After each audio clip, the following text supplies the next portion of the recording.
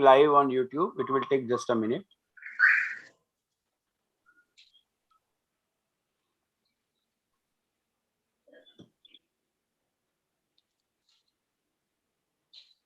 Yeah, we are on.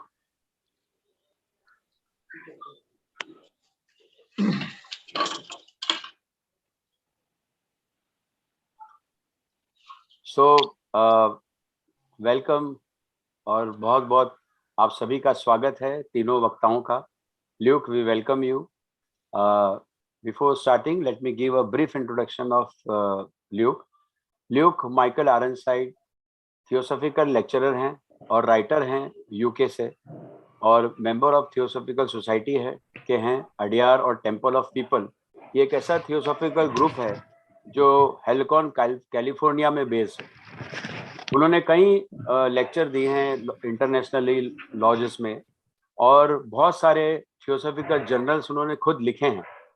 उन्होंने पहले प्राणवा laws में प्रेसिडेंट भी रहे हैं, और जो कि फिलीपींस में की लॉज है, और वहीं से उन्होंने रेगुलर लेक्चरर की तरह नेशनल हेडक्वार्टर्स में अलग अलग जगह लेक्चर्स दिए हैं. 2018 में वो स्पीकर थे 142वें इंटरनेशनल कन्वेंशन के अडियार में. वे क्रिश्चियन मिस्टिसिज्म में बहुत विश्वास रखते हैं. उनका एक विषय, उनका रोचक विषय है वो, और साथ ही वो एक्टिव हैं ओल्ड कैथोलिक एपोस्टोलिक चर्च में. वर्तमान में Luke director of virtual centre of theosophical studies में एक डेलीगेट एट लार्ज की तरह कार्यरत कर रहे हैं, और टेम्पल ऑफ पीपल के साथ भी, जैसा मैंने बताया कि वो डेलीगेट एट लार्ज की तरह जुड़े हुए हैं. वे जनरल सेक्रेटरी भी हैं और ओल्ड कैथोलिक एजुकेशन सोसाइटी के भी जनरल सेक्रेटरी हैं. तो ल्यूक, आपका स्वागत है. We welcome you all. Please, the entire stage is yours. Thank you. Thank you, Brother Taro. Thank you, everyone, for the invitation to be here. I was just saying what a wonderful idea this is, to bring together lodges from different areas and to use this technology, this online platform, for the bringing together of people from different regions. I think it's a very inspiring and wonderful idea. Now, hopefully everyone will be seeing my screen. Is that correct? Yes, we can see it. Thank you. Wonderful. And so the topic for today is the rise and fall of civilizations. I chose this theme because I think it encapsulates some of the central ideas of the theosophical worldview. The idea of cyclicity, that everything that rises must likewise fall, but that this fall is not final. There is again another rise, that everything progresses in cyclic fashion. And we're going to be looking at the rise and fall of civilizations in the context of evolution, according to the theosophical standpoint. So I'd like to begin with a quote from William Q. Judge, who states that the tides in ocean rise and fall. Similarly, in the great ocean of nature, there is a constant ebb and flow, a mightier tide, which carries all with it. The only thing that remains unshaken, unmovable, never turning, is the spirit itself. So I think that's a very inspirational quote, which summarizes some of the central ideas of what this talk will cover today. And also to quote one of my favorite quotes from Madame Blavatsky, the whole order of nature evinces a progressive march towards a higher life. There is design in the action of the seemingly blindest forces. The whole process of evolution, with its endless adaptations, is a proof of this. And so we see that from the theosophical perspective, evolution is purposeful. Nature, according to theosophy, has a plan, and it follows that plan resolvedly.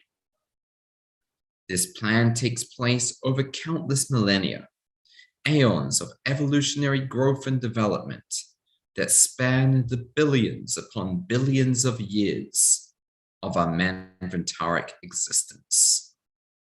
And this grand journey is by no means over yet.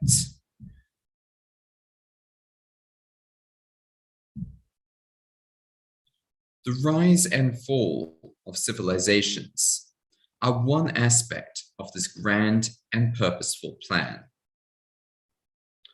Upon an examination of history, it becomes clear that all great civilizations follow a certain pattern. They have their early origins, often born out of necessity and desperation, and each develops into a specialization, which will in time contribute to the overall advancement of humanity. As examples, we could take the Assyrians and Mesopotamians, who excelled in the areas of agriculture and metallurgy, the Aztecs in geometry and astronomy, the Egyptians in architecture, writing, and medicine, the Greeks in philosophy and warfare, the ancient Indians in mathematics and ontology, and the Romans in politics and social structures. Each of these specializations now forms one important aspect of modern civilization, which modern civilization could not do without. Progressing from its simple origins to a developed, thriving society, each civilization reaches its golden age, the highest point of its existence, in which peace and prosperity abound. So this could be considered the pinnacle of civilization, the utmost point of civilization, sometimes referred to as the golden age. However, after a time, this period comes to an end, due either to the forces of greed, war, corruption, or death, disease, and natural cataclysms, and the civilization passes to the forgotten realm of history. One great example of this would, of course, be the continent of Atlantis, and we find this outlined in the Secret Doctrine, and we find that this actually mirrors an earlier civilization, that of Lemuria. These are things that we're going to touch upon further on, but we'll find that the Secret Doctrine outlines this process of the rise and fall of civilizations time and time again. We find it both in recent history, but also in the archaic past. This is a universal occurrence, something which happens throughout all of human and all of cosmic history.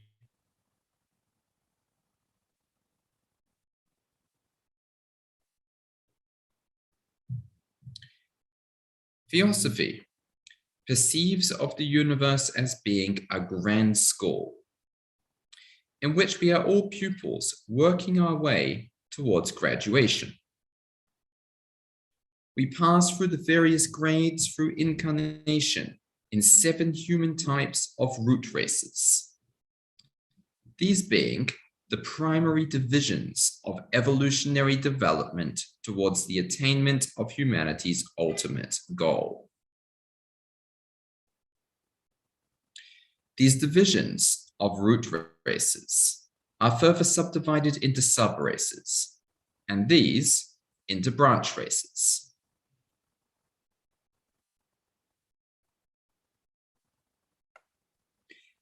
Each root race may be understood by analogy as a grade in which some fundamental set of lessons is to be learned, with each subrace being a particular class, and each branch race as being an individual module of that class. HPB refers in the Secret Doctrine to the obligatory pilgrimage for every soul through the cycle of incarnation or necessity, during each period of manvantara or manifestation. Returning to our analogy of a school, it therefore becomes clear that attendance and progression through each of the grades is necessary. It is not a matter of choice, but rather the natural way of things. Each of the schools through which we progress will assist us in developing a specific aspect of our nature, this taking place on 7 different levels. So it's quite an interesting idea to consider here that although we use the analogy of a school, it maybe is not a perfect one, because unlike school where there is a certain matter of choice, here in this realm that we find here in this realm that we find ourselves, we are in fact obligated to progress. Progression is our natural state. It's something which must take place. However, of course, there is a certain difference in the speed of this progression. Certain beings will progress faster than others. Others may need to undergo further trials, further experiences before this progression takes place.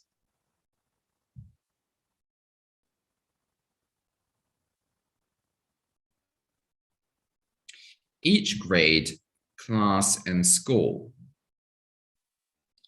through which we progress will require some amount of review of what has already been learned. There is a fundamental reason for this. Just as when acquiring knowledge about a new subject and passing on to a higher level of that same subject, a recapitulation of the basics is oftentimes necessary for a deeper retention of the knowledge thus gained, so too does this apply on the cosmic level of our evolution. Likewise, introductory classes on a particular subject may hint at or contain some traces of more advanced concepts, which will not be fully explored until a later stage. In this regard, the school of life is akin to a gigantic jigsaw puzzle, with different areas being filled in as one advances. At time, a lone piece may be placed isolated upon the board and remain a mystery to the unready mind. Yet with patience and perseverance, the pupil may rest assured that the surrounding image will gradually be revealed. And I certainly think that theosophy could be considered as a great jigsaw puzzle. We all come to theosophy in different ways, for different reasons perhaps, with different motivations and a different model of the universe according to our lives at the point that we first find theosophy. However, upon discovering theosophy, we will, each of us, bring one piece of this jigsaw puzzle. We will share our experiences, share our knowledge with other members of our lodge, other members of our section, other seekers along the path. And we will, in the progress of walking the path of theosophy, also find that there are many blind spots, many missing pieces on our own spiritual journeys. That is the role of the lodge, or the role of the section, or the role of the Theosophical Society in general. It's to assist one another, to assist our fellow brethren in the piecing together of this jigsaw puzzle, of providing the missing pieces in this grand picture of theosophy.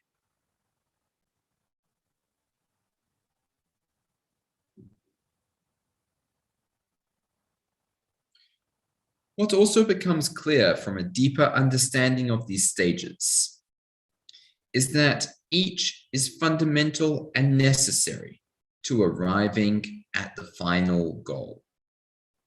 One simply cannot graduate without passing through the various stages of elementary, secondary, and higher stages of evolution, respectively.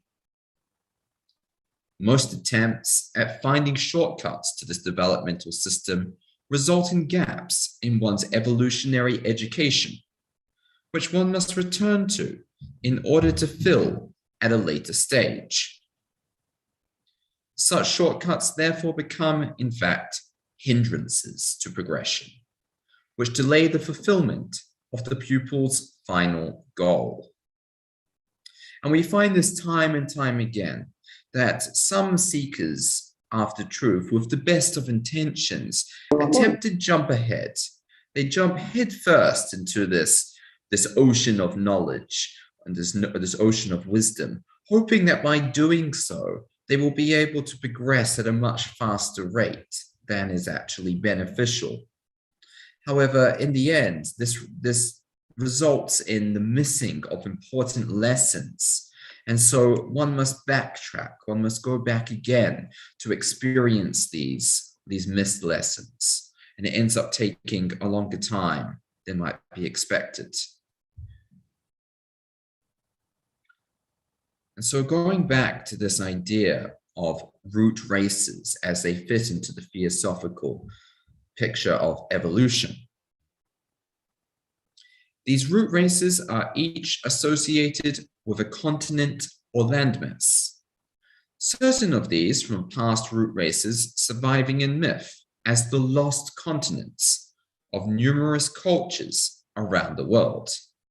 And it's quite interesting. If you were to delve into the mythological traditions of any culture around the world, you will find references to these lost continents, showing, in fact, that we all, in one way or another, derive or descend from these lost continents. And it's an interesting comparison both from the perspective of comparative mythology, but also from the perspective of prehistoric civilization, to discover how many traditions around the world, many of these dating from times before the spread of cultural information was commonplace, to find these similarities in all religious traditions. We obviously find references to the Great Flood in biblical tradition, to Atlantis in Plato, and similar traditions all around the world. So I think it's a really fascinating comparison. And this is something that Madame Blavatsky goes into much more depth about in The Secret Doctrine. The root races are generally chronological, succeeding one another in time, however, also have some extent of overlap. A root race does not fade from existence until each individual of the race, the pupils of that particular grade, have developed or graduated to the necessary degree. The extinction of a race thus occurs only when it is no longer needed, its constituents having already passed to the next evolutionary stage.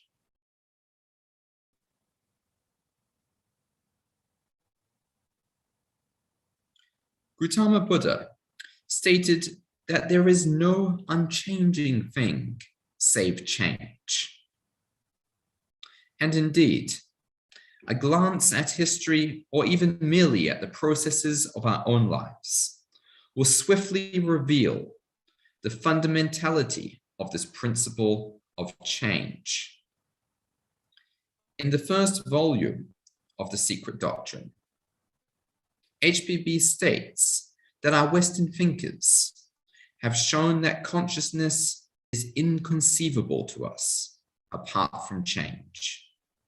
And motion best symbolizes change. It's its essential characteristic. So it is in fact fascinating to compare this relationship between motion and change, and to discover that motion and change, rather than being two distinct elements, are the two sides of one coin, both a single unity, and this unity of motion being the very fabric of the universe and being at the heart of the constant changes that manifest in the rise and fall of civilizations, the lives and deaths of great men and women, the shifting of the continental plates of our earth. In all of these can be discerned a grand evolutionary plan, forever working towards its fulfillment upon the stage of the cosmos. And that's the end of section 1. Am I correct in understanding we'll be having a pause here? Yes, Luke, certainly. You are on the 10th slide.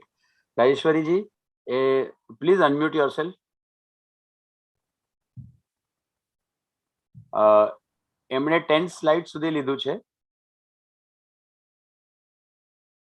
So she is getting ready. In the meantime, I will give her introduction. Rajeshwari Dave अपना regular speaker है, वो हमें हमेशा हमारी नियमित speaker हैं. उन्होंने BSc MED किया है कोविड में और वे मुंबई में पली बड़ी हैं. आपने मुंबई की गोखलीबाई स्कूल में और राजकोट की कोटक गर्ल्स इंग्लिश स्कूल में बतौर आचार्य कई साल कार्यरत नहीं है. आपको बचपन से ही संगीत और साहित्य में रुचि रखती हैं और हाँ जी, एक मिनट.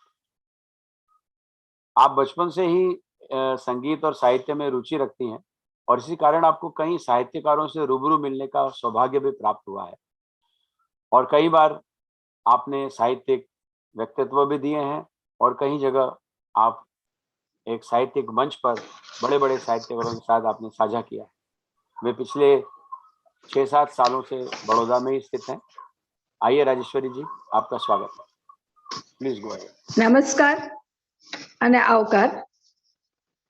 સંસ્કૃતિઓ ઉદય અને તેનું પતન, લ્યુક એમ આયનસાઇડે જે આપણે કીધું એનું હું ગુજરાતીમાં કહું છું.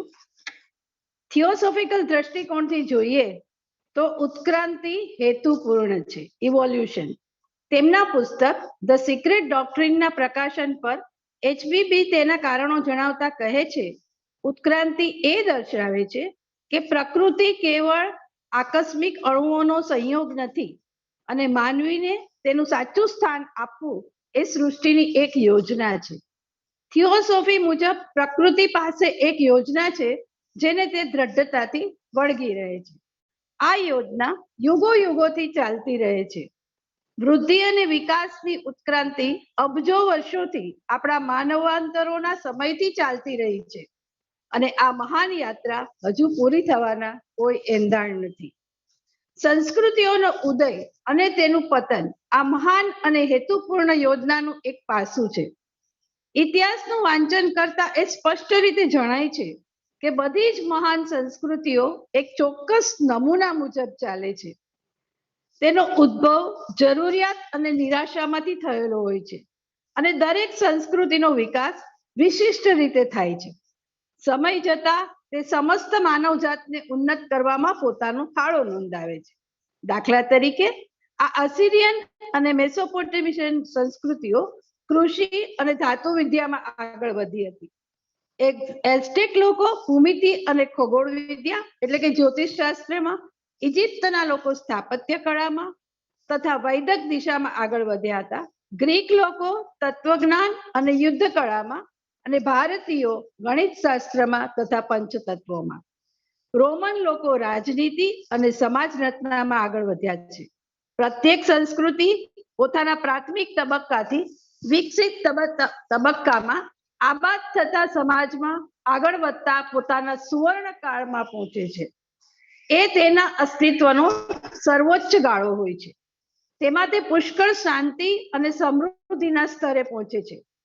અમુક સમય પછી આ સમયગાળાનો અંત આવે છે, જેને માટે જવાબદાર કારણો હોય છે લોભ, યુદ્ધો, ભ્રષ્ટાચાર, મૃત્યુ, રોગચાળો વગેરે વગેરે. થિયોસોફી આ સૃષ્ટિને એક એવી ભવ્ય પાઠશાળા સમજે છે જેમાં આપણે સૌ વિદ્યાર્થીઓ છીએ અને આપણી રીતે આપણે સૌ તેમાં ગ્રેજ્યુએટ એટલે કે સ્નાતક બનવા માટે અભ્યાસ કરીએ છીએ. વિવિધ જન્મો ધારણ કરીને આપણે માનવીની જુદા જુદા 7 પ્રકારની મૂળ જાતિના વર્ગોમાં આગળ જઈએ છીએ. તેમાં ઉત્ક્રાંતિના વિકાસના પ્રાથમિક વિભાજન હોય છે અને માનવ જાતિને તેમાં તેના અંતિમ લક્ષ્ય સુધી પહોંચવાનું હોય છે. મૂળ જાતિના વિભાગોના પાછા પેટા વિભાગો પણ હોય છે અને ઉપજાતિ વિવિધ શાખા પણ હોય છે. અહીં પ્રત્યેક મૂળ જાતિને એક એવા સમાન વર્ગ તરીકે સમજવાની છે કે જેમાં મૂળભૂત ભાષાનો સમૂહ શીખવાનો હોય છે. દરેક ઉપજાતિમાં ચોક્કસ વર્ગ હોય છે અને દરેક શાખા જે તે વર્ગનું વ્યક્તિગત એકમ હોય છે.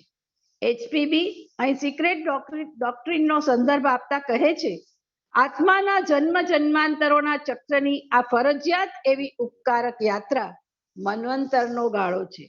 જો આપણે ફરી આપણી વૈશ્વિક પાઠશાળામાં આવીએ તો એ સ્પષ્ટ થાય છે કે આપણી હાજરી વડે દરેક શ્રેણીમાં થતી આપણી પ્રગતિ આપણે જે તે વર્ગમાં આવીએ ત્યાર પછી જ થાય છે. આ બાબતનો આધાર આપણી પસંદગી ઉપર નથી રહેલો, પરંતુ એ તો તેની સ્વાભાવિક રીત છે. આપણે જે પાઠ ભણીએ અને વિકાસ કરતા જઈએ તે આપણા સ્વભાવના વિશિષ્ટ પાસાનો વિકાસ કરે છે. આ બધું જુદા જુદા 7 સ્તરે થાય છે. પ્રત્યેક શ્રેણી, વર્ગ અને પાઠ જે આપણો વિકાસ થઈ શકે તે માટે જરૂરી હોય છે. તેની થોડી સમીક્ષા કરવી પણ જરૂરી બની રહે છે. તેનું મૂળ કારણ એ છે કે જ્યારે આપણે કોઈ નવા વિષયનું જ્ઞાન મેળવીએ અને તે વિષયના ઉચ્ચ તબક્કે પહોંચીએ ત્યારે એ જ્ઞાન ભીતર સમજવા માટે ઘણીવાર આવી રીતે મેળવેલા મૂળ જ્ઞાનનું પુનરાવલોકન પણ જરૂરી બની જાય છે. આ વાત આપણી ઉત્ક્રાંતિના બ્રહ્માંડીય સ્તરે પણ એટલી જ લાગુ પડે છે. કોઈ ખાસ વિષયના પ્રારંભિક તબક્કાનો પરિચય આપતો વર્ગ ક્યારેક એવો સંકેત આપે અથવા વધારે આગળ જવાની વિશેની વાત કહે જેમાં હવે પછીના તબક્કા વિશે પૂરી વાત ન થઈ હોય, પરંતુ તેમાં આપણે જેમ જેમ આગળ વધતા જઈએ જીવનની પાઠશાળામાં તેમ જેના વિશે પૂરી વાત ન થઈ હોય અને તે વિશે આગળના તબક્કે વાત થવાની હોય તેવા અવનવા ક્ષેત્રોથી ભરેલી હોય તેવી લાગે. અમુક સમયે કોઈ વાતનો અમુક છૂટો છવાયો અંશ બોર્ડ પર મૂકી દેવામાં આવે અને જેને માટે પૂર્વ તૈયારી ન થઈ હોય તેવા મન માટે તે એક રહસ્ય બની જાય છે. છતાં ધીરજ અને ખંતથી વિદ્યાર્થી એટલે કે આપણે એવી ધરપત રાખી શકીએ કે ધીમે ધીમે આસપાસના રહસ્ય પરથી પડદો ઉચકાઈ જશે. આ તબક્કાઓની ગહન સમજણ પરથી જે વાત સ્પષ્ટ થઈ જાય છે તે એ છે કે દરેક તબક્કો અંતિમ લક્ષ્ય સુધી પહોંચવા માટેનો તબક્કો છે. કોઈ સાવ સહેલાઈથી ઉત્ક્રાંતિના પ્રાથમિક, માધ્યમિક અને ઉચ્ચ તબક્કામાંથી પસાર ન થઈ શકે. ઘણીવાર આ વિકાસક્રમની પદ્ધતિ માટે આવતા ટૂંકા રસ્તાઓમાં એવું બને છે કે જે છોડી દેવામાં આવ્યું હોય છે. તેથી ઉત્ક્રાંતિના શિક્ષણના પછી આવનારા પાઠો વચ્ચે અજ્ઞાનતાનું અંતર એટલે કે ગેપ સર્જાઈ જાય છે. વિદ્યાર્થીના આવા ટૂંકા રસ્તાઓ જે લે છે વિદ્યાર્થીઓ તેને વિકાસમાં બાધક બને છે અને લક્ષ્ય પ્રાપ્ત કરવામાં વિલંબ થાય છે. પ્રત્યેક મૂળ જાતિ કે કોઈ ખંડ કે અન્ય ભૂમિખંડ સાથે સંકળાયેલી હોય છે. વિશ્વમાં તેવી અસંખ્ય સંસ્કૃતિઓ હતી અને તેને ગુમ થઈ ગયેલા ખંડો પણ કહેવામાં આવે છે, લોસ્ટ. સામાન્ય રીતે મૂળ જાતિઓ કાળક્રમ અનુસાર એક પછી એક આવતી હોય છે, છતાં ક્યારેક તે આગળ પાછળ થઈ જાય છે. આગળના તબક્કે પહોંચવા જેટલી વિકસિત એટલે કે ગ્રેજ્યુએટ ન થઈ જાય ત્યાં સુધી તે ક્યારેય લુપ્ત થતી નથી, એટલે ગુમ નથી થતી. કોઈ મૂળ જાતિ ત્યારે જ લુપ્ત થાય છે કે જ્યારે તેની હવે પછી કોઈ જરૂરિયાત ન રહે. તેમાંની બધી જ વ્યક્તિઓ ઉત્ક્રાંતિના આગળ તબક્કે પહોંચી ગયા હોય, એટલે કે બધા પાસ થઈ જાય ત્યારબાદ તે લુપ્ત થાય છે. ગૌતમ બુદ્ધ કહે છે કે એવી કોઈ અપરિવર્તનશીલ વસ્તુ નથી કે જે પરિવર્તનથી બચી શકે. આપણને પરિવર્તનનો આ મૂળભૂત સિદ્ધાંત સિક્રેટ ડોક્ટ્રિનના પ્રથમ ખંડમાં HPB કહે છે. આપણા પાશ્ચાત્ય વિચારકોએ એમ દર્શાવ્યું છે કે આપણા માટે પરિવર્તન સિવાય પણ આ ચેતના આપણી સમજની બહાર છે. આમ ગતિશીલતા જ બ્રહ્માંડની મુખ્ય રચના છે.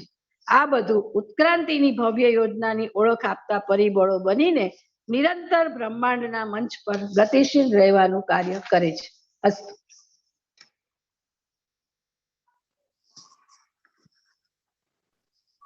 थैंक यू राजेश्वरी जी, आपने एकदम करेक्ट समय पर उसे समाप्त कर दिया। और अब मैं आमंत्रित करूंगा हर्षवर्धन सेठ जी को। हर्षवर्धन जी, आप तो बीए हैं इंग्लिश और हिंदी में। एक संक्षिप्त परिचय दे दूं, हालांकि इनका परिचय बहुत लंबा हो जाएगा, लेकिन संक्षिप्त में दूंगा। और उन्होंने एमए किया है एंटायर इंग्लिश में, बीएड किया है इंग्लिश एंड ज्योग्राफी में, और एक इंग्लिश शिक्षक की तरह उन्होंने 7 साल विलेज मतलब ग्रामीण एरिया में काम किया है। 32 साल वो विद्यानगर स्कूल अहमदाबाद से जुड़े रहे, और प्रिंसिपल की तरह उन्होंने इसी स्कूल से रिटायरमेंट लिया 2011 में। वो गुजरात एसएससी बोर्ड के कोऑर्डिनेटर के रूप में भी रहे हैं, और साथ ही इंग्लिश पेपर बोर्ड एग्जाम में उन्होंने सेट भी किए हैं, और 10 साल तक वो ये गवर्नमेंट के लिए कार्य करते रहे, और एसएससी एग्जाम के असेसमेंट भी उन्होंने किया हुआ है। थियोसॉफी एक्टिविटीज में वो 1972 से जुड़े हुए हैं। अलग अलग उन्होंने काम 25 साल रोहित लॉज के प्रेसिडेंट की तरह किया है, और इस बीच में बहुत सारे स्पीचेस और बहुत सारे लॉजेस को इन्होंने प्रेरणा भी दी है। एट प्रेजेंट वो थियोसॉफी ज्योति करके एक मैगजीन है जो 2014 से हर महीने निकालते हैं, और क्या खूब निकालते हैं। ऐसे बहुमुखी प्रतिभा वाले हर्षवर्धन जी, आपका स्वागत है। नमस्कार। Look, I want to address to you that I convey all my greetings to the members of Armenia, and I'm very proud today that on your behalf, what you have told in English, I am going to translate it into our national language, that is Hindi. मैं शुरू करने जा रहा हूँ। Much appreciated. Thank you. संस्कृति का उत्थान या उन्नति के पीछे बड़ा राज होता है, एक कारण होता है, जो हमारी मैडम ब्लेवेट्स्की ने द सीक्रेट डॉक्ट्रिन में समझाया है। इसको समझाते हुए बताती है, आकस्मिक रूप से कुदरत में आवाज आ रही है कुछ और, सॉरी,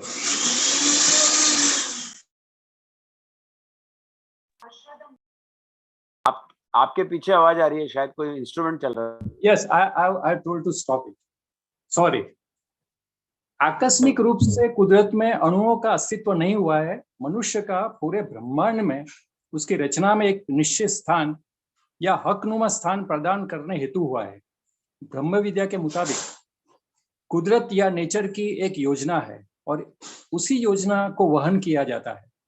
असंख्य सदियों से, इयॉन्स जिसे हम कहते हैं, ये योजना चल रही है। उत्क्रांति और विकास की प्रक्रिया में वो जो निरंतरता है वो मनवंतरों से गुजर रही है और आगे भी चलने वाली है। इसी महान और बहुहेतुक वैश्विक योजना में संस्कृतियों का विकास और उनके विनाश की प्रक्रियाएं होती रहती है। ऐतिहासिक दृष्टि से भी यह स्पष्ट है कि विश्व की सभी महान संस्कृतियां एक ही ढांचे से चल रही है।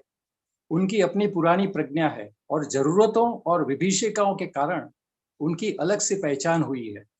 यही पहचान मानव सभ्यता के पूर्ण विकास की ओर इंगित होती है। उदाहरण सामने है एसीरियन और मेसोपोटामियंस सभ्यताओं के, जिन्होंने खेत खलिहानों और धातु विज्ञान में महारत हासिल की थी। एज़टेक्स ने भूमिति और खगोलीय ज्ञान में, इजिप्ट की संस्कृति ने वास्तुकला, साहित्य और मेडिसिन में, ग्रीकों ने तत्वज्ञान एवं युद्ध कला में, और भारतीयों ने गणित शास्त्र और पंचीकरण विद्या में यानी ब्रांच ऑफ मेटाफिजिक्स में, और रोमन लोगों ने राज्य शास्त्र और सामाजिक व्यवस्था में अपना योगदान दिया था। इन्हीं सारी सभ्यताओं का आधुनिक स्वरूप भी दिखाई देता है। अपने मूल स्वरूप की सीधी सादी प्रणालियों से आगे बढ़कर हर एक संस्कृति अपने सुनहरे समय में विकसित हुई, जिन्होंने शांति और समृद्धि को बढ़ाया। कुछ समय के बाद उनका पतन भी होने लगा। कारण बहुतेरे हैं, लोभ, युद्ध, भ्रष्टाचार, रोग या महामारी, कुदरती विनाश। इसी तरह इतिहास बनता गया, बिगड़ता गया। थियोसॉफी विश्व को एक सबसे बड़ी पाठशाला मानती है। इसी पाठशाला के हम सभी विद्यार्थी हैं। परीक्षाओं में उत्तीर्ण होकर आगे और पढ़ रहे हैं। 7 प्रकार की मूल जातियों के विकास से होकर आगे बढ़ रहे हैं। उत्क्रांति के विकास के लक्ष्य की ओर आगे बढ़ रहे हैं। इन्हीं 7 मूल जातियों को और विभाजित होकर प्रत्येक मूल जाति के और अनेक विभागीकरण होते गए हैं। प्रत्येक रूट रेस यानी मूल जाति को एनालॉजी से यानी सादृश्य या समरूपता से ही समझा जाता है, जिसमें हम उनकी मूल बातों को समझाना पड़ेगा। कौन सी प्रजाति किस मूल जाति से उत्पन्न हुई है और उसके बाद उसी शाखा ने अपना वैयक्तिक स्वरूप धारण कर उसी जाति के लिए प्रमाणभूत बनने का प्रयत्न किया है। सीक्रेट डॉक्ट्रिन में मैडम ब्लेवेट्स्की बताती है, हर एक आत्मा का बार बार जन्म लेने की, अपनी इच्छानुसार जन्म लेने की यात्रा हर एक मनवंतर में निरंतर होती रहती है। हमारी पाठशाला में वापस आने का मतलब है कि हर एक प्रक्रिया या हर एक पायदान से गुजरना और जो खास जरूरी है उसके मुताबिक प्रगति हासिल करना। यह कोई पसंदीदा चीज नहीं है, लेकिन यह तो मूल प्रकृति का आयाम है। कुदरत की हर एक पाठशाला में ही विकास और प्रगति के लिए मूल प्रकृति हमें सहाय करती है। अलग अलग आयामों में ऐसी मदद हमें मिलती रहती है। जो भी हम सीख लेते हैं, जिस किसी भी कक्षा से आगे बढ़ते हैं, उस दौर में उसके बारे में कुछ मापन कार्य होना जरूरी है। इसके लिए मूल कारण भी होना चाहिए। जैसे कि हम कोई नए विषय का ज्ञान अर्जित कर रहे हैं और उसी विषय में और आगे बढ़ते हैं, तब वो भी ज्ञान है, उसके सारांश को या उसी ज्ञान की गहराई में जाना ज्यादा जरूरी हो जाता है। तो इसी बात को वैश्विक स्तर से हमारी उत्क्रांति के लिए जवाबदेही समझा जाता है। प्रारंभिक रूप में विशेष विषय के बारे में जानते वक्त जो भी मार्गदर्शिका रूप बातें बताई जाती है, उसी को ही आगे बढ़ने के लिए और गहराई तक जाने के लिए जरूरी समझा जाता है। इसी संदर्भ में कह सकते हैं कि जिंदगी की पाठशाला एक अति विशाल महाकाय गुत्थी है या जिक्सो है, जिक्सो पजल है। जैसे जैसे आगे बढ़ते हैं, उलझनों के ताने बाने और ज्यादा गहरे होते जाते हैं। एक ऐसा भी वक्त आता है कि हमारे सामने एक ऐसी पटरी आ जाती है जो हमारे लिए एक रहस्य में बनी रहती है। फिर भी धैर्य और अथाग मेहनत से शिष्य को आहिस्ता आहिस्ता चारों ओर जो भी घट रहा है उसका ज्ञान हो जाता है। इन सभी कक्षाओं या आयामों में या पायदानों पर आगे बढ़ते हुए गहरी समझ आ जाती है कि हर एक कक्षा जब तक आखिरी ध्येय पर न पहुंचे तब तक जरूरी है। कोई भी शिष्य या साधक प्राथमिक कक्षाओं को पार करने के बारे उसके बाद ही आगे बढ़ते बढ़ते विकास क्रम के उच्च पायदानों की ओर अग्रसर हो सकता है। इन्हीं राहों को कोई शॉर्टकट नहीं है।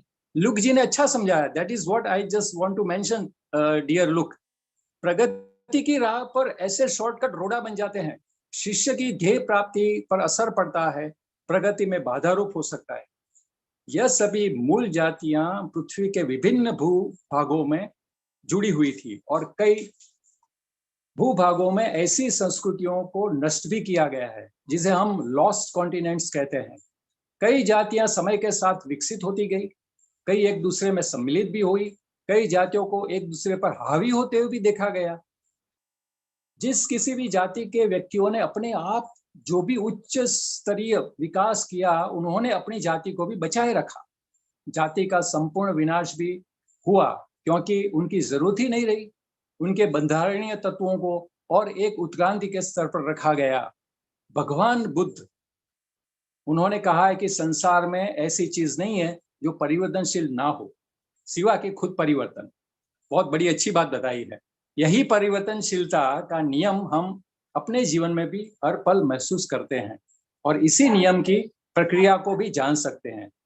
सीक्रेट डॉक्ट्रिन के प्रथम विभाग में एचपीबी ने बताया है कि हमारे पश्चिमी विचारकों ने बताया कि चेतना का स्वरूप उनके परिवर्तनीय स्थिति के बावजूद भी अकल्पनीय या अचिंतनीय है और उसकी गति ही परिवर्तन के सिद्धांत को सिद्ध करती है, जो कि उसी का ही एक जरूरी स्वरूप है। इसी प्रकार सारे विश्व की तासीर की गति है। इसी गति प्रक्रिया के कारण ही संस्कृतियों का उद्भव और विनाश होता है। महानतम स्त्री और पुरुष जन्म लेते हैं, उनकी मृत्यु होती है।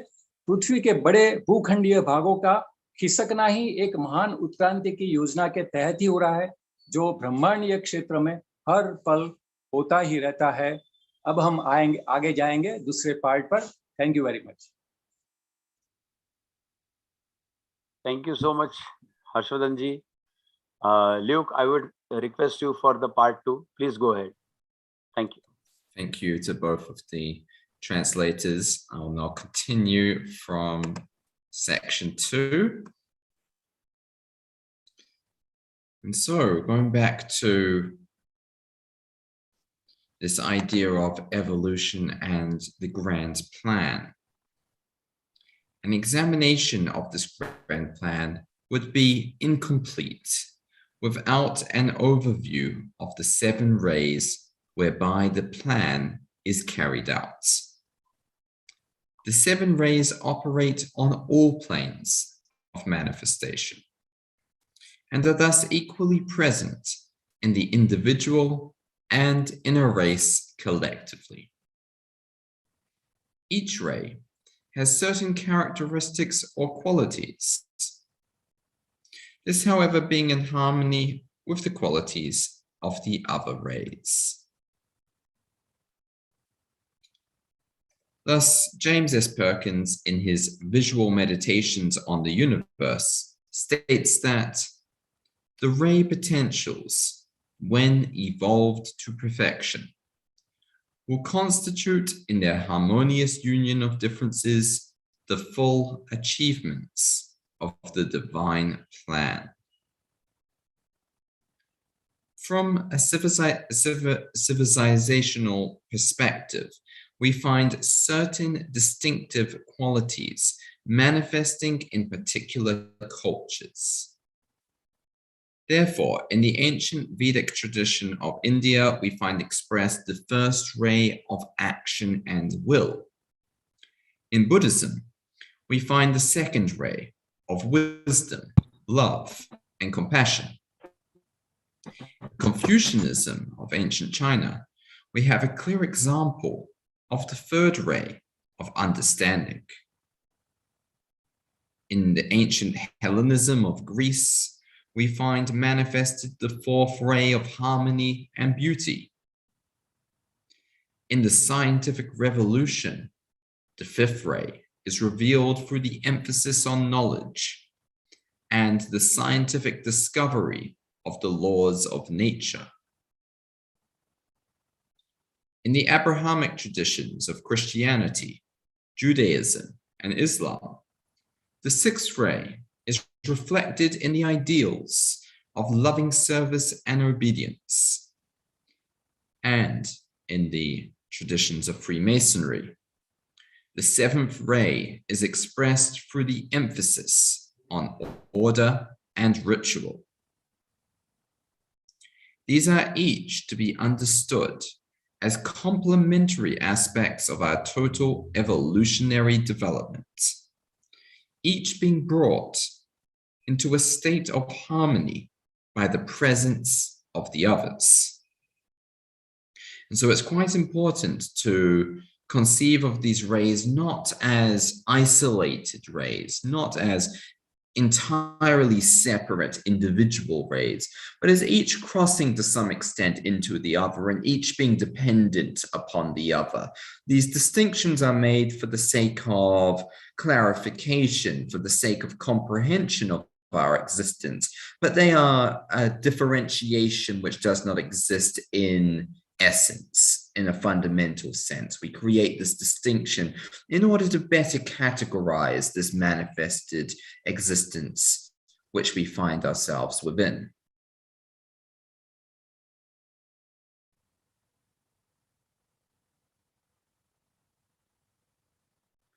And according to theosophical anthropology, 5 of the root races, those great cycles of evolutionary growth, have thus far appeared on this globe, with 2 more to come in humanity's future.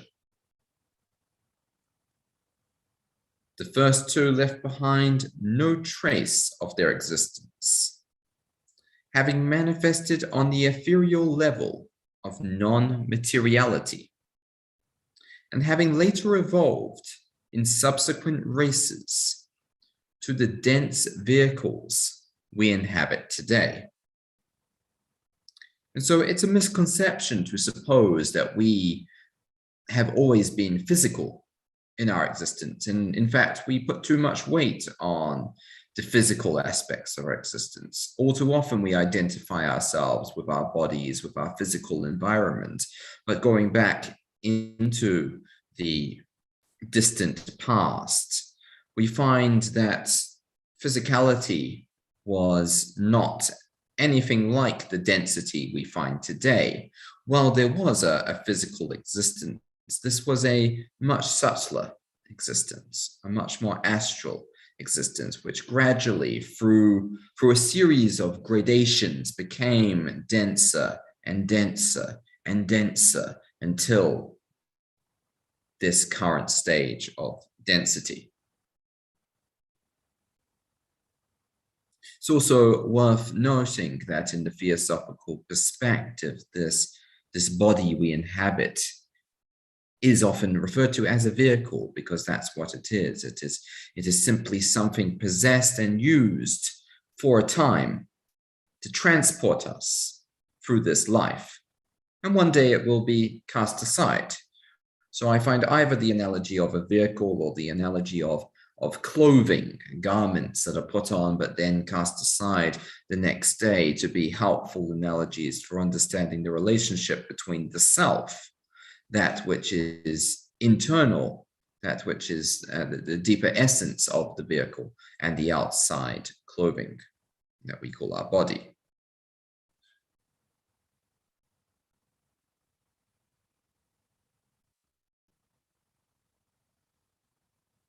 HPB described the first race as having been spiritual within and ethereal without.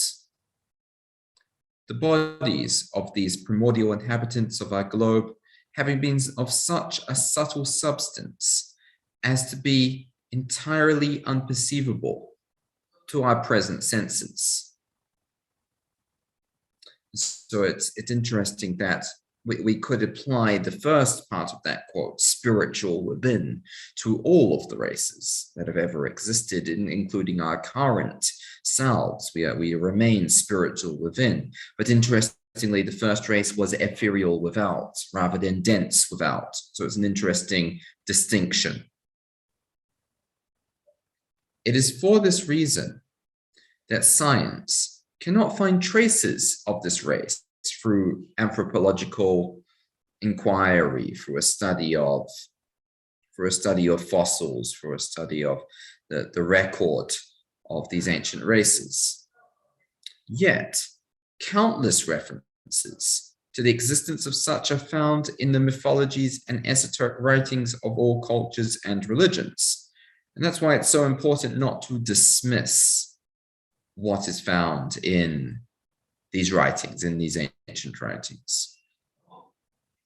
The first race developed a civilization upon an unnamed and unknown continent, called by HPB the imperishable sacred land, and stated to be the only continent whose destiny it is to last from the beginning until the end of the Manvantara.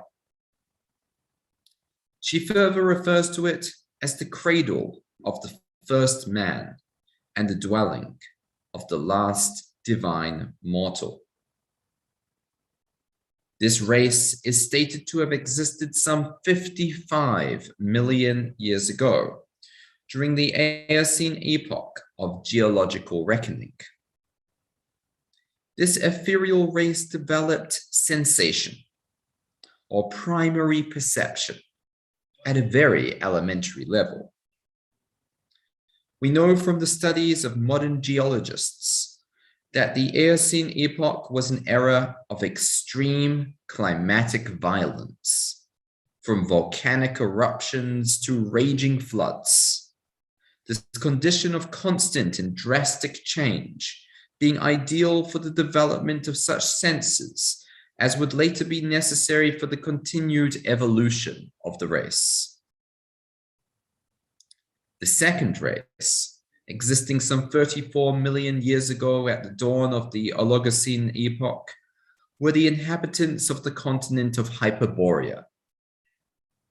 These Hyperboreans were described by HPB as being psycho-spiritual mentally and physical, bodily, being much like the first race, of a much subtler state of matter than our present physical form, though somewhat denser than the former.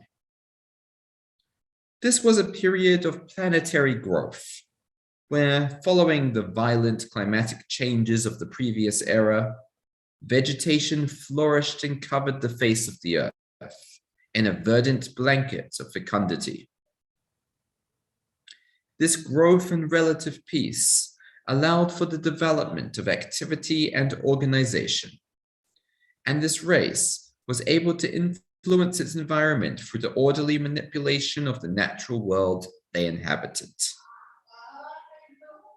The third race marked a significant evolutionary shift from the ethereal to the physical.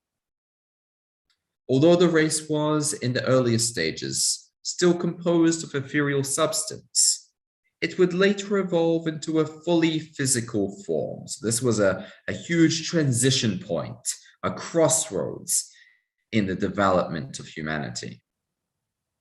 This was the race of Lemuria, during the time of which race the separation of the sexes occurred, there previously having been but one sex. In the process of their evolution, the Lemurians developed the sense of emotion and lived a life of impulse, being possessed of mind and yet only in an embryonic and not yet fully developed state. The development of the mind would undergo significant stages in the period of the fourth race, the Atlantean, during which the mind evolved its analytical faculties and with that the ability to converse through the medium of language. This race flourished from the period of 3 million to 1 million years ago, during the late Pliocene and early Pleistocene epochs. In contrast to the primordial races that preceded them, the Atlanteans were chiefly materialistic in their nature, evolving into a highly developed civilization in which science and magic progressed to stages beyond the imagining of our present time. Yet concurrent with such advancement were the shadows of corruption. And under the rule of King Fevutat, the Atlantean race began its downfall by a reliance on the black arts, which would in time lead to war and cataclysm, and the eventual destruction of the continent itself. Not all perished during the Atlantean disaster, however. Those of the race that survived went on to form the seed of the fifth race, having migrated to Central Asia around 75,000 BC. This race is termed the Aryan, this term lacking any of the racist connotations that would later be associated with it, due to its misuse under the Nazi regime. The term Aryan comes from Sanskrit and translates as the noble ones. Much of the Atlantean reliance on materiality has been inherited by the Aryans, our current race, as evidenced in our present materialistic culture. We are, however, at a significant crossroads upon the evolutionary journey. The aspect of consciousness that we are tasked with developing is still in the process of being evolved within our race. Unlike the races that preceded us, we are able to more clearly distinguish between the lower and the higher minds. And it is the honing of the latter for the development of a greater social sense that is our current task. Through such development, our minds and consciousness will be prepared for the faculty that is to follow, the intuition or buddhi, which will be the focus of the coming sixth race. This in turn will herald the evolution of the higher spiritual will, the development of which will be the evolutionary aim of the seventh race. Evolution does not hurry forward, attempting to hasten the fulfillment of its goal. It rather progresses in gentle stages, in gradual progression from one stage of growth to the next. These stages may seem to us of finite minds infinitely long, with no end near in sight. And yet, an end there is, upon the far horizon of our evolutionary journey.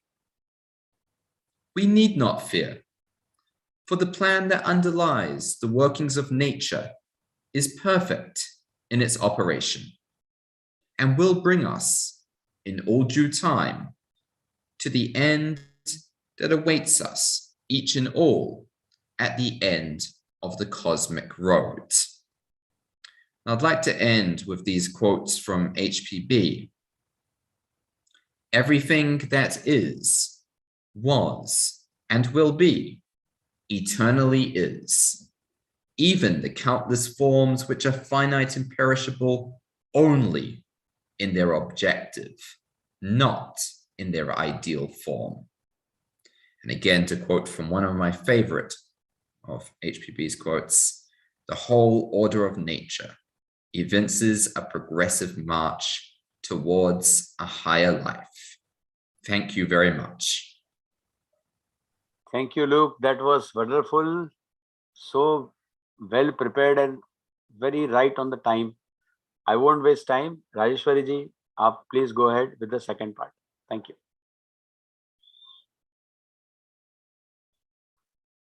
Unmute कर लीजिए.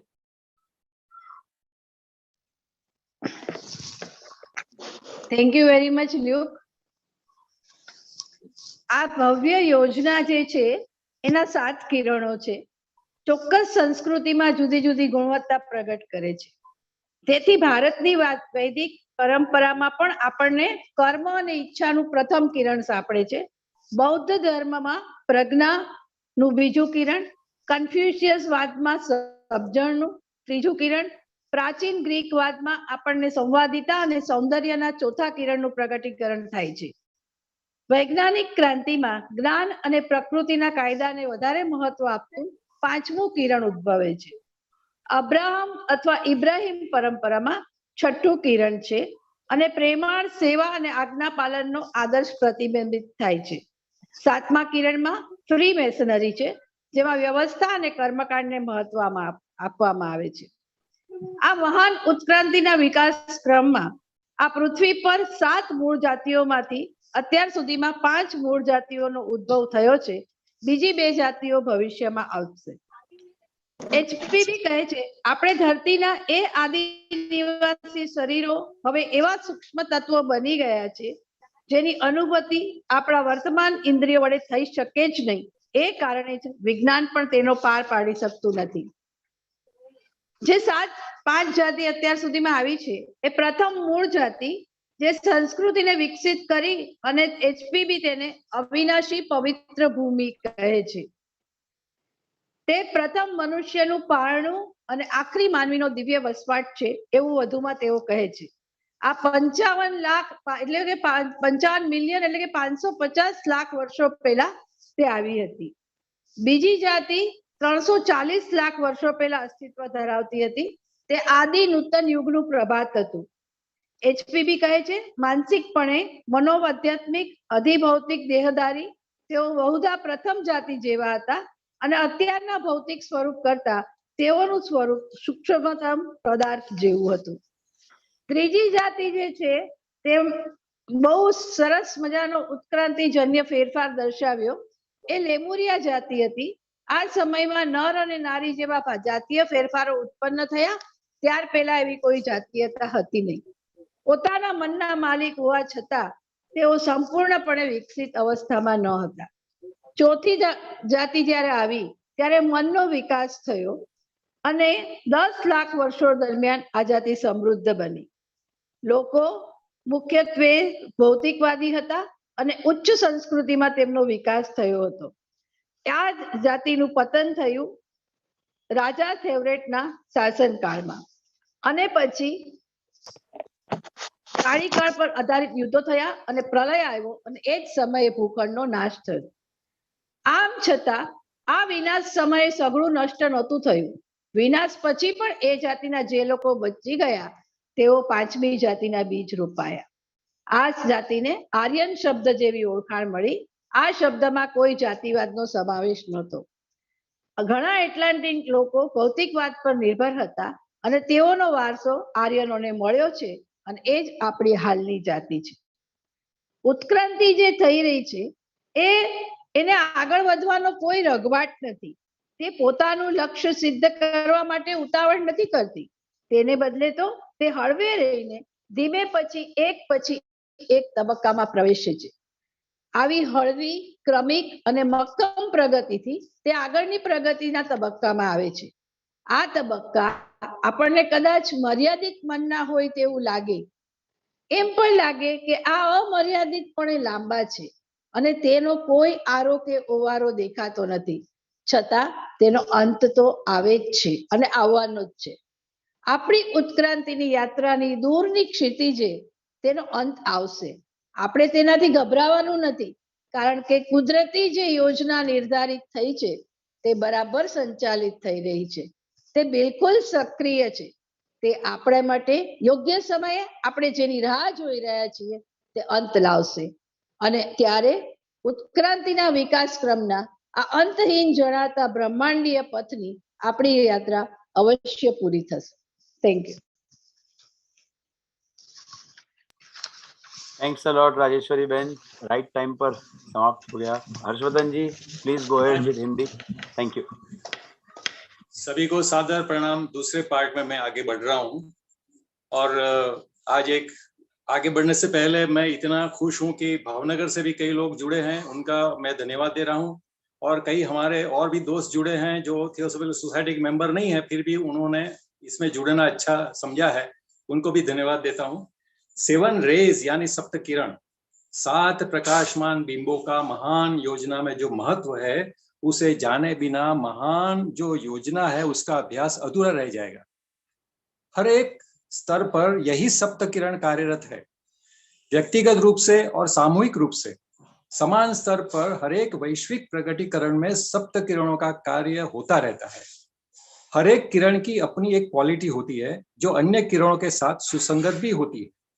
इस प्रकार James S Perkins ने visual meditations on universe उस किताब में बताया है कि किरणों की शक्तियां जब पूर्णता की ओर बढ़ती है तब दिव्य योजना के संपूर्णतया सिद्ध होने की प्रक्रिया में विभिन्न आयामों में ऐक्य बनाए रखती है. संस्कृति के विकास की दृष्टि से हम पाएंगे कि किसी खास संस्कृति में कुछ खास प्रकार के गुणों का आविर्भाव होता रहता है. इसी तरह भारतीय वैदिक परंपरा के युग में हम प्रथम किरण का प्राधान्य देखते हैं, जिसमें कार्य एवं इच्छा शक्ति की प्रबलता थी. बुद्ध धर्म में दूसरे किरण की, जिसमें प्रज्ञा, प्रेम और करुणा दिखाई देती है. कन्फ्यूशियनिज्म में तीसरे किरण का उदाहरण मिलता है जो समझदारी को दर्शाता है. प्राचीन हेलेनिज्म यानी प्राचीन ग्रीस सभ्यता में हेलेनिज्म नया था, वो पनपा था. उसमें चौथे किरण की एक सूत्रता और सौंदर्य को पाते हैं. पांचवी किरण वैज्ञानिक क्रांति को दर्शाते हुए ज्ञान और कुदरत के नियमों की खोज को तवज्जो देती है. अब्राहमिक परंपरा में क्रिश्चियनिटी, जुडाइज्म और इस्लाम छठी किरण को दर्शाते हैं जो नेक दिल, सेवा और आज्ञा पालन के आदर्शों को उजागर करते हैं. और सातवीं किरण फ्रीमेसनरी में पाई जाती है, जिसमें सुव्यवस्था और धार्मिक विधियों की महत्वता को उजागर करती है. हमारे उत्क्रांति के विकास में हर एक रे पूरक है, हर एक किरण उसकी संवादिता से कार्य करती है. थियोसॉफिकल मानव शास्त्र के अनुसार 5 मूल जातियां विकास के महान वलयों में इस पृथ्वी पर अवतरित हुई है, जिसमें और 2 जातियों का मानव उत्क्रांति में इंतजार है. प्रथम 2 जातियों के अस्तित्व के कोई भी अंश नहीं मिलते. उनका आविर्भाव वायु स्वरूप में और अपार्थिव या अभौतिकी स्वरूप में हुआ था. उसके बाद विकास होता गया और विभिन्न जातियां अस्तित्व में आती गई. प्रथम जाति के बारे में वर्णन करते हुए HPV ने बताया है कि वे आंतरिक स्वरूप से आध्यात्मिक थे और बाह्य स्वरूप से वायु स्वरूप थे. वे इतने सूक्ष्म थे कि हम उन्हें अपनी आंखों से देख नहीं पाते थे। इसी कारण विज्ञान भी इस प्रथम महाजाति के नामो निशान नहीं ढूंढ पाया। फिर भी पौराणिक कथाओं में और एसोटेरिक वर्णनों में इसका उल्लेख मिलता है। एचबीबी ने आगे बताया है कि सर्वप्रथम जाति का उद्भव और विकास अनजान और बेनामी ऐसे भूखंड में हुआ जिसे इम्पेरिशेबल सेक्रेड लैंड यानी अविनाशी पवित्र भूमि पर यह हुआ था, जिनका अस्तित्व मनवंतर की शुरुआत से लेकर अंत तक रहा। एचबीबी ने और भी कहा है कि यही प्रथम मानव का पालना था, जो अंतिम दिव्य मर्त्य था। यही जाति कुछ 55 मिलियन सालों पहले थी और भूस्तरीय विज्ञान में इयोसिन समय में था। इयोसिन जो है वो समय का वहां पर मापन है।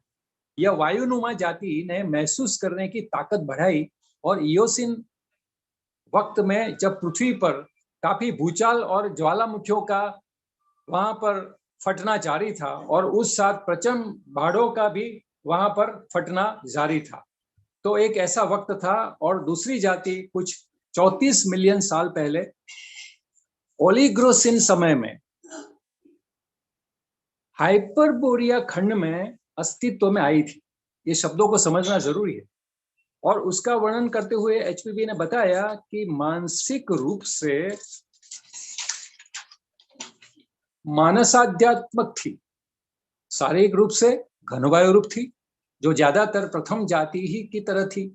इसी समय में पृथ्वी पर वनस्पतियों का फलीनीकरण हुआ और आग की लपटें और गहरे पानी के बहाव के बीच सारी सृष्टि में सलामती की भूमिका भी शुरू हो गई थी।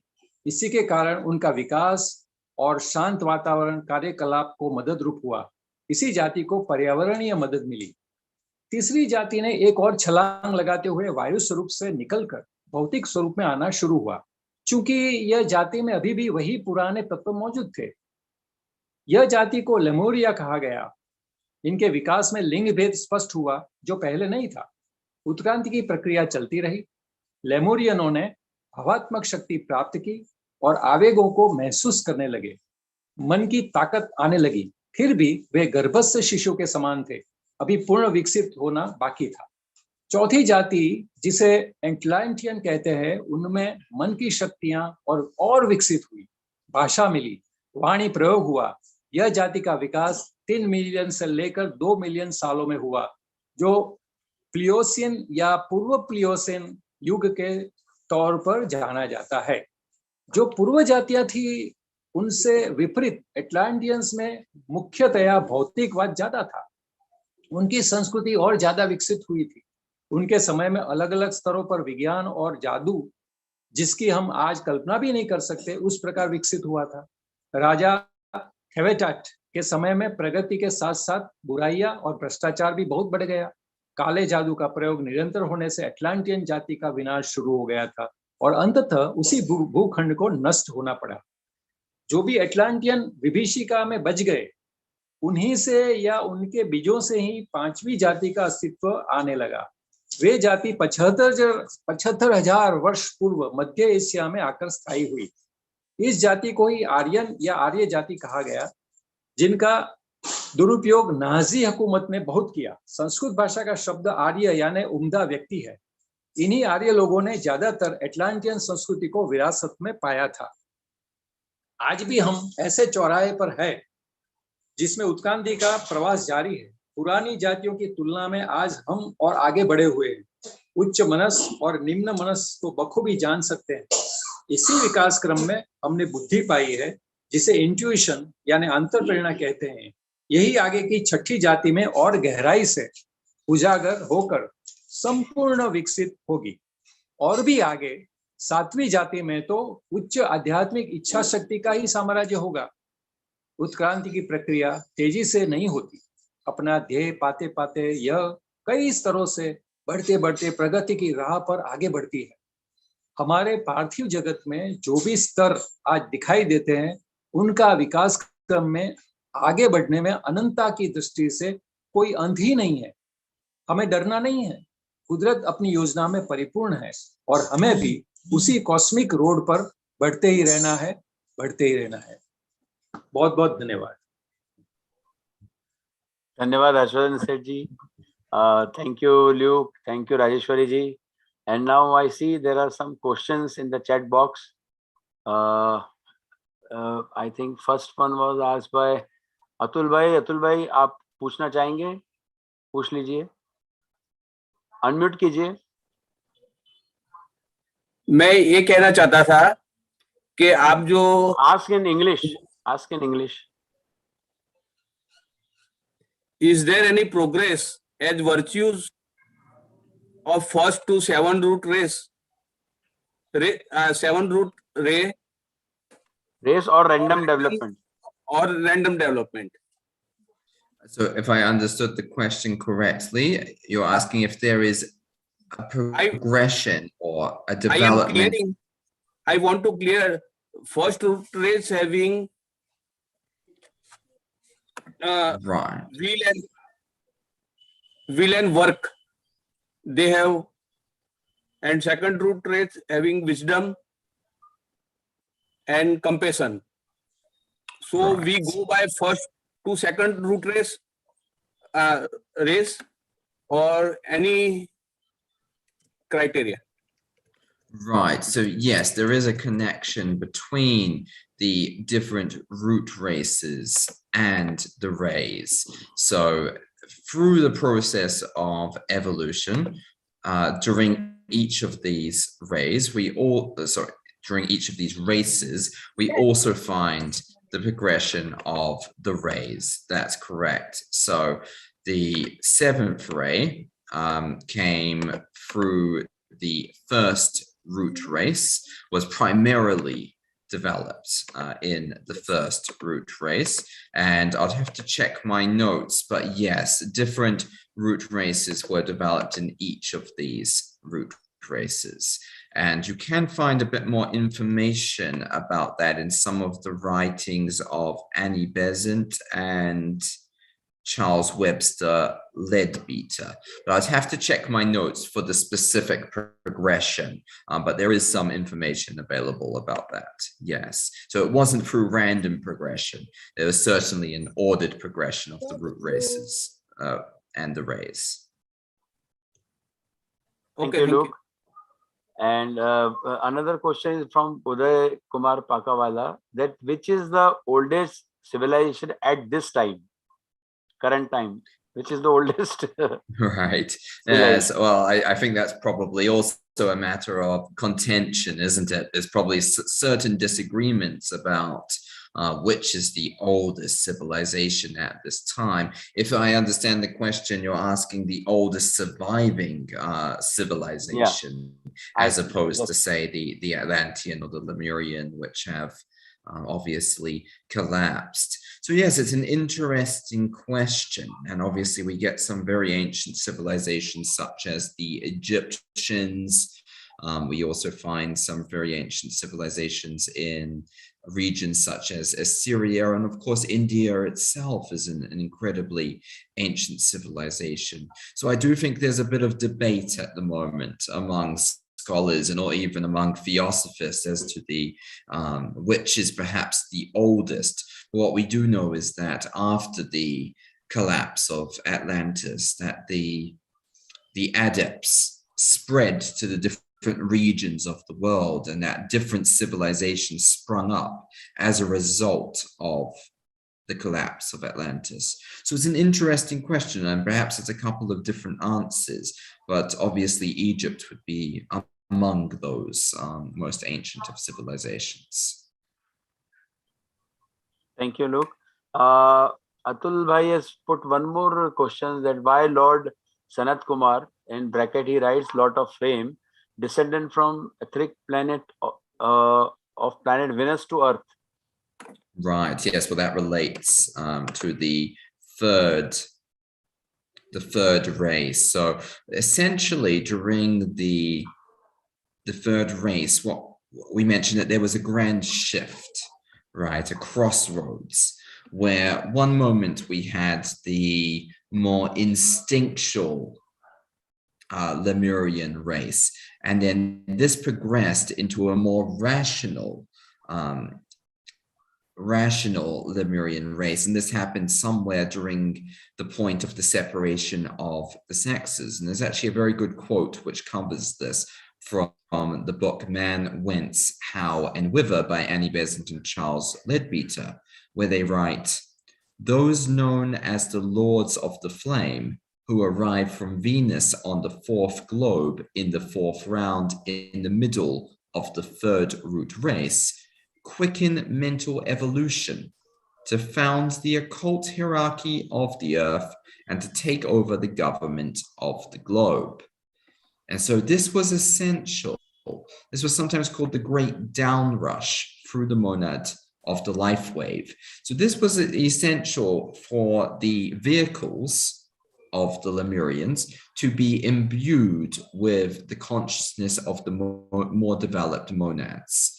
And so this was essentially when humanity became humanity, in the sense of rational thinking beings that were self-aware and able to take some self-directed steps towards their own evolution. So this was necessary in order to distinguish the human kingdom from the lower kingdoms.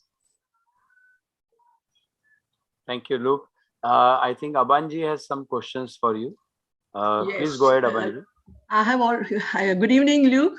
Welcome to evening. our platform. It's very nice Thank to you. have you here. I have heard you before also. You have mentioned about all the root races and all the different races also, and the civilizations, but you have never mentioned anything about the third sub-race of the fifth root race, that is Aryan race, third race, sub-race, Persians or Iranians, who were there in 30,000 BC. The coming of Mahaguru was the first Zarathustra, the founding of religion of fire, which is embodied in the sun, in heavens, and burned through, hidden in the heart of man. So this is one civilization which is very, very old. All Abrahamic religions have come after that. Zoroastrianism is the oldest religion, one of the oldest religion. It is contemporary of Hinduism, that is what we can say. And this I have taken from the Man book, which I have taken up as my class in the Blavatsky Lodge. So I was really waiting that you may come out with Iranian race, but you did not. So just I want to know why, what is the reason? Well, the simple answer would be the necessity of keeping the talk brief. But you are right that we could have an entire series of lectures on this very important topic. You are right, and I wish I could have gone into each of these sub races in more depth. Yes, so my talk was more of a very general outline. No doubt. Now Zoroastrianism is at the number in numbers, I mean, in population. But it was once upon a time a really very popular and intelligent race, third sub-race of the fifth root race, that is Iranians, I mean Aryan race. Anyways. Certainly. Yes, and it's interesting that although it is much depleted in numbers, that the religion is still alive. But yes, it's been kept alive, much like the eternal flame of Zoroastrianism. But let me tell you, it is alive because of the magnanimity of our Indian rulers at that time, and even at this time, that they have been very magnanimous in keeping us together, though we are very few in numbers. Thank you, Abanji. Thank you. I think Natalie, right, if I am pronouncing it correctly, is there a question from you? More of just a comment, just a very simple comment in support of Luke here and the group, and I think what you're trying to do. So thank you. We welcome you. Thank you very much. Pleasure. Pleasure. Anyone else? हाँ जी, शिंदे जी. Thank you, Brother Luke. Very nicely he explained, very detailed. He has given all this. Only thing, as Abhan Patil asked about the Persian religion, etc., etc. So religion is different from the civilization. So there are civilization is like humanity, and humanity actually evolves civilization after civilization. What is this humanity after all? Humanity is the human values. So like group consciousness, all religions, all civilizations, they add these human values in the one human consciousness. So civilizations after civilization, humanity evolves, and man evolves incarnation after incarnation. That is, soul evolves incarnation after incarnation, and civilization evolves, rather humanity evolves civilization after civilization. Once we understand this, then perhaps we don't have any doubt, because there is one doubt, Luke, we can think of it, whether intelligence comes first or intelligence is the byproduct of our experience and all this. This question need to be gone into deep also. So very nicely explained, and also translation, what they did, both Rajeshwari and Harshad Bhai, they explained very nice. I congratulate Brother Luke for giving such a scholarly explanation of the civilizations. Wonderful explanation. Thank you, Taral. Taral, I must appreciate you also. You are bringing whole world together now. So England, you have brought such a good person, and we are happy to listen him. And really, thank you to everyone. Thank you. Thank you. Thank you जी. उदय कुमार जी, आप कुछ पूछना चाहते थे? Please go ask. नहीं, बस very much thanks Brother Luke for today's speech. खास तौर पर ये बात बताया कि विश्व को सबसे थियोसॉफी विश्व को सबसे बड़ी पाठशाला मानते हैं, तो ये थियोसॉफी का हर बखूबी से बताया, और भगवान बुद्ध के बारे में बताया कि संसार में ऐसी कोई चीज नहीं है जो परिवर्तनशील नहीं है। वो जो गौतम बुद्ध का वाक्य है वो बहुत इम्पोर्टेंट सेंटेंस को उसने हमको समझाया, और ये सब्जेक्ट के लिए ब्रदर लुक का बहुत बहुत थैंक्स और congratulation.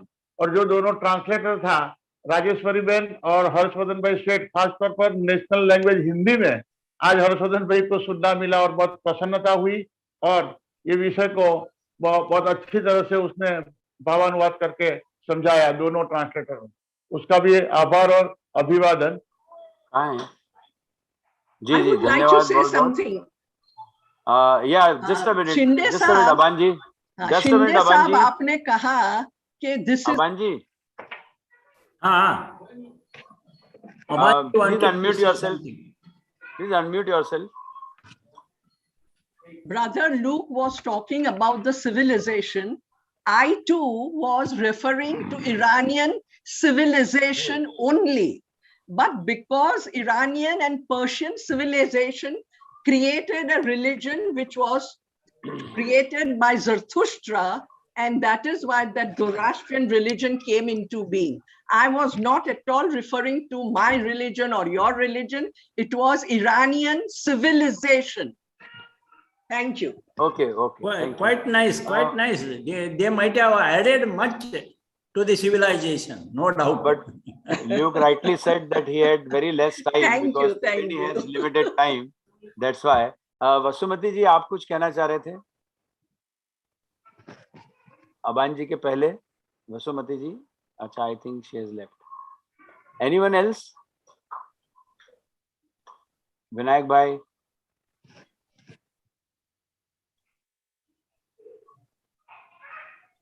Oh, thank you very much. It was a very enlightening talk and translation also, which we can have to ponder.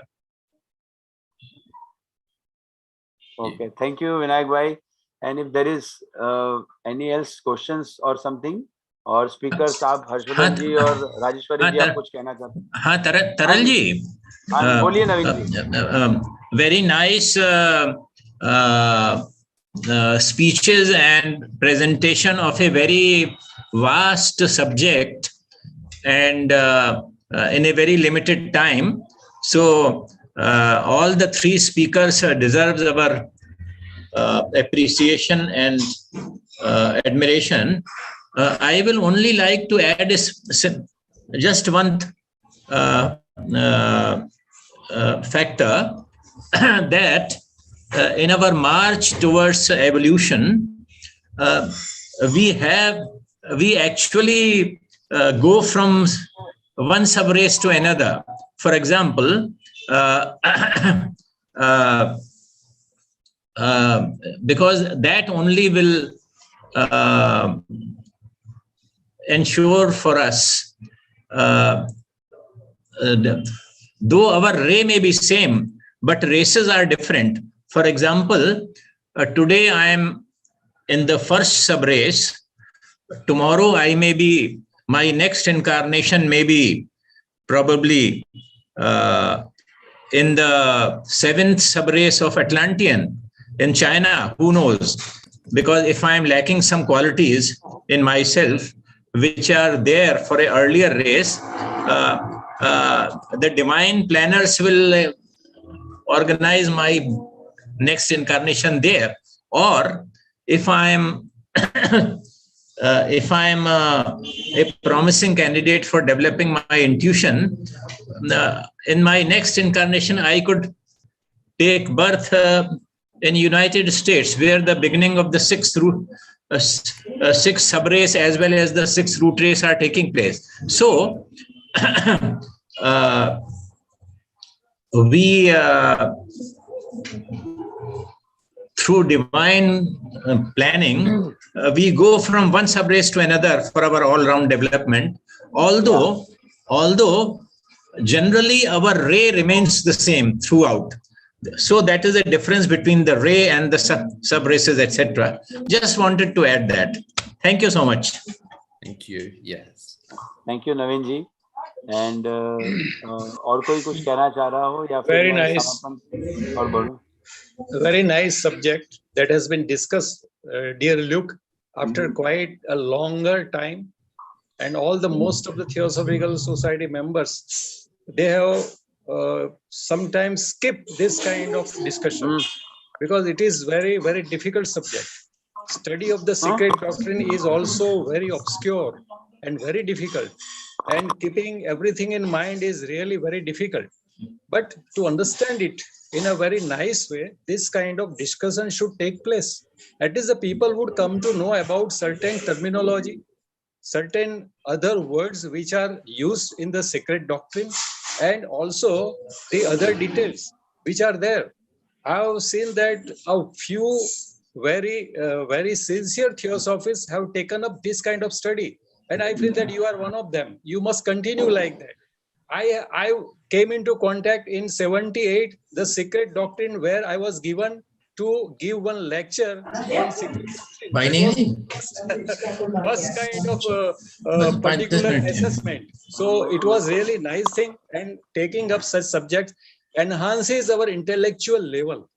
I felt that I was an MA student when I was having the translation work, and again I joined my particular venture in doing this work. Very nice, and it is the task that is given to us, and really I'm very happy. And with all your cooperation, all those who have joined from different parts of our country and also from the foreign country, really we are very happy that today with this subject we have joined together, and this is only the asset of the Theosophical Society. Salute and thank you all.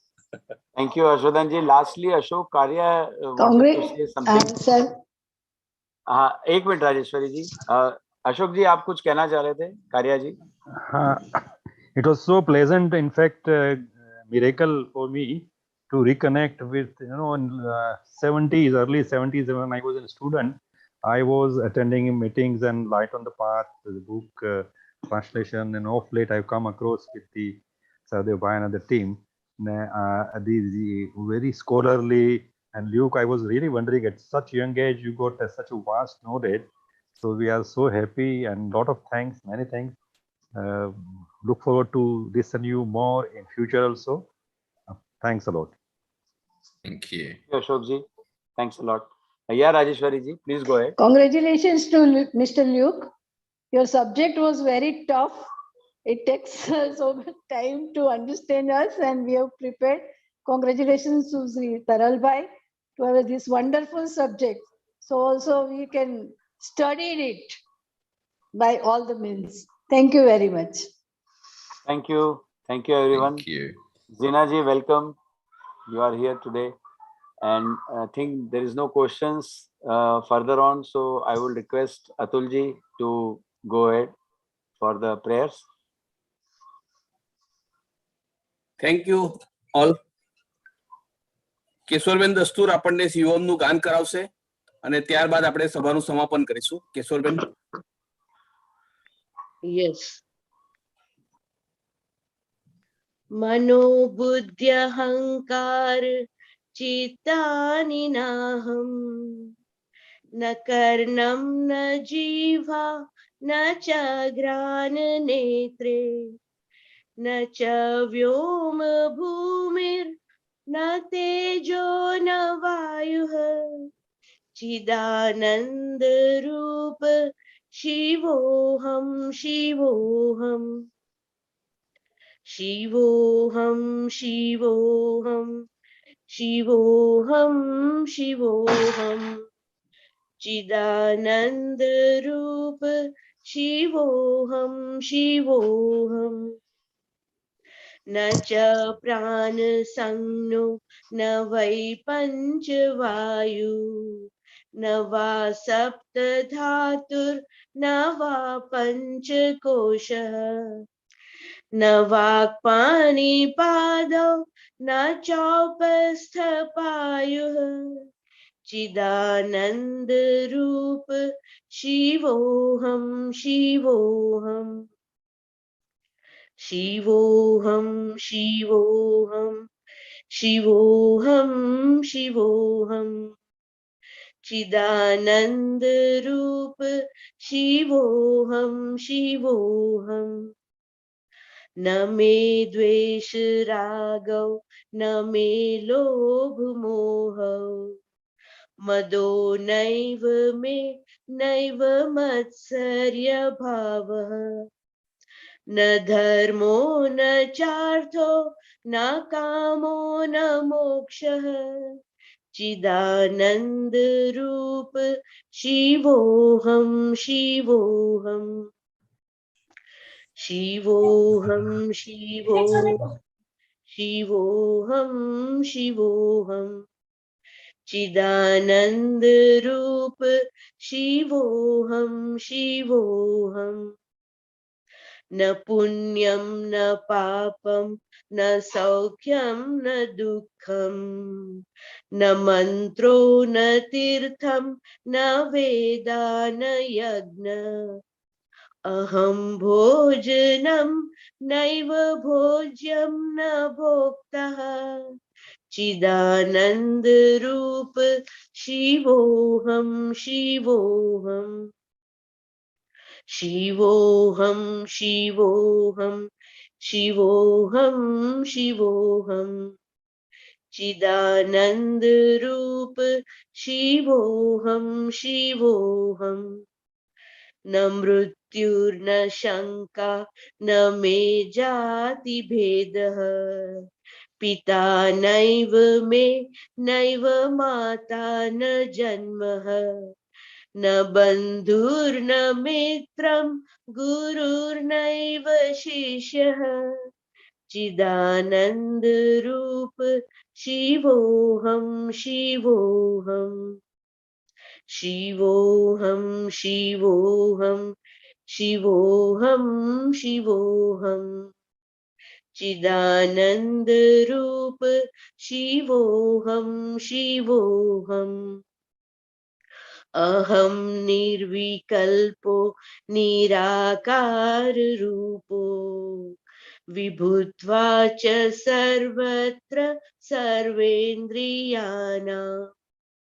न वा सङ्गतं नैव मुक्तिर्न मेयः चिदानन्दरूप शिवोऽहं शिवोऽहं शिवोऽहं शिवोऽहं शिवोऽहं शिवोऽहं चिदानन्दरूप शिवोऽहं शिवोऽहं चिदानन्दरूप शिवोऽहं शिवोऽहम्.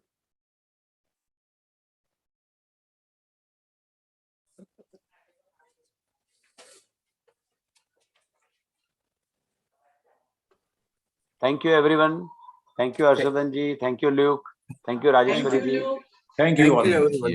सारे लोग जो पधारे उन सभी का स्वागत है. बहुत बहुत धन्यवाद. अगले मंगलवार को मिलेंगे और एक नए विषय के साथ इसी समय at 6:30 every Tuesday. Thank you so much. With your permission, Yes. and any last words Luke you want to say? We have been very obliged to have you and would like that you come again. Thank you. Yes, I'd just like Yes. to express my thanks for the invitation and also to the translators for your wonderful work in expressing this in 2 different languages. So thank you very much. Thank you, everyone. It would be a pleasure to return. I look forward to seeing everyone again next time. Taralji, before we part, just one piece of information that this journey of human beings through various sub-races is very well described in one book by Leadbeater and Annie Besant entitled The Lives of Alcyone.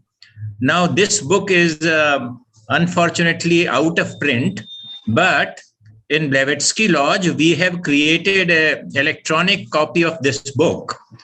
And for those who may like to go through it, I have just now 5 minutes back put this book on the TS group. It has 48 chapters, each dealing with one incarnation of Alcyone, who was the actually J. Krishnamurti, the famous philosopher. This is just for information, and thank you for Taralji for organizing such a nice gathering. And as Shinde Sahab has said that you are bringing the whole world together, and attendance is also very good. So congratulations to you, and my grateful thanks to Mrs. Munshi. Thank you. Thank you all. Archana ji. And now, ji, thank you. And with all permission of all, I will end the meeting. And anyone who wants to have